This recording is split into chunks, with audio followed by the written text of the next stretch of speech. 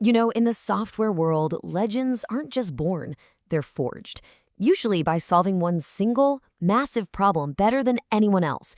And today, we're diving into the story of a true legend. This is Act 1 of the FoxPro saga. We're calling it the Speed Demon. Okay, look at this. This right here, this is what it's all about. 45 seconds for the industry standard, DBase to run a query.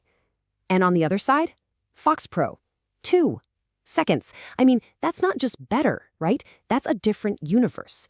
This crazy difference in speed, this is the spark that started a revolution. So let's go back in time a bit. Picture the mid-1980s. When it came to PC databases, there was one king, one giant ruling the land, and its name was DBase. Everybody used it. It was the standard. But this giant, it had an Achilles heel.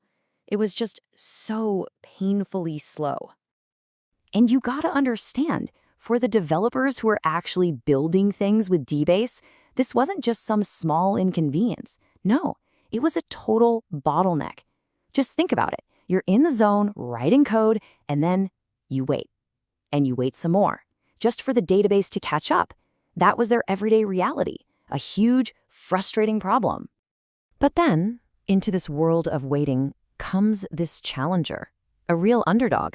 It started out as a little something called Foxbase, and it would eventually become the legendary FoxPro. And their strategy was brilliant. They didn't try to be everything to everyone. Nope, they focused on one thing, and one thing only, solving that massive speed problem. Their entire game was about pure, raw speed.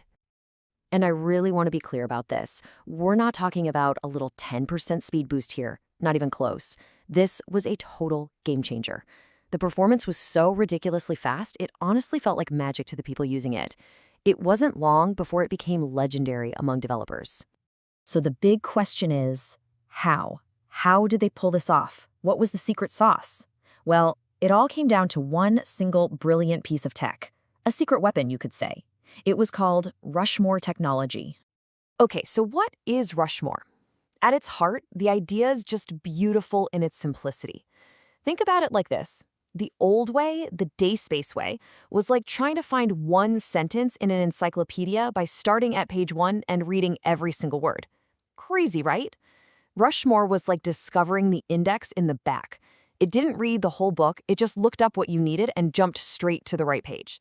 Just an incredibly smart way to get to the answer.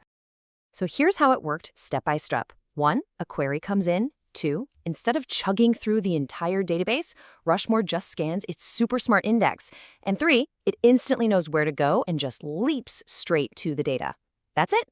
Simple, elegant, and absolutely devastating to the competition. For developers, this was a revelation.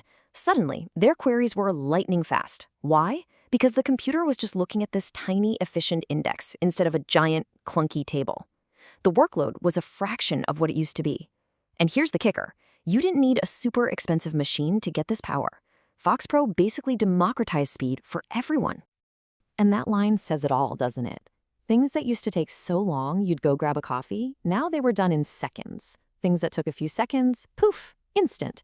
This wasn't just about saving time. It fundamentally changed how developers worked, how they thought. It changed their entire creative flow.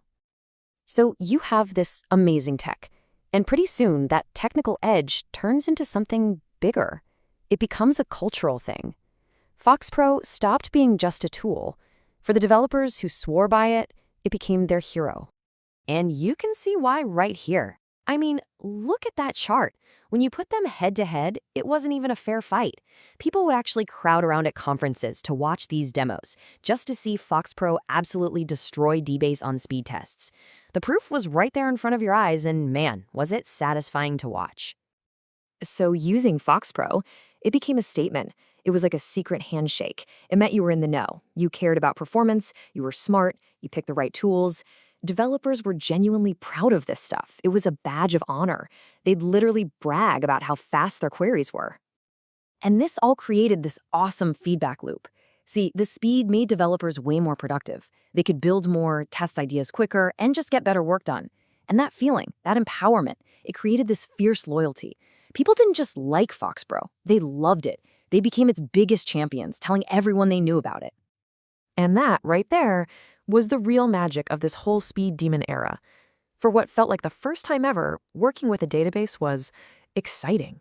It was fast, it was responsive, it felt alive. It wasn't this clunky thing you had to fight with anymore. It was like it was connected directly to your brain. So FoxPro is on top of the world. It's the king of speed, this cult hero that proved a small, smart team could take down a giant. But a new giant was waking up. And this one was going to be a completely different kind of fight. Because here's the tough lesson FoxPro was about to learn. Sometimes being the fastest, being the best technically, well, sometimes that's not enough to win the war. The ground was shifting under their feet and a whole new challenge was coming. And that challenge brought FoxPro to its biggest crossroads yet, an acquisition by Microsoft. This was it, the move that could make it a global powerhouse or, well, seal its fate forever. So the question is, was this billion-dollar buyout a rescue or was it a death sentence?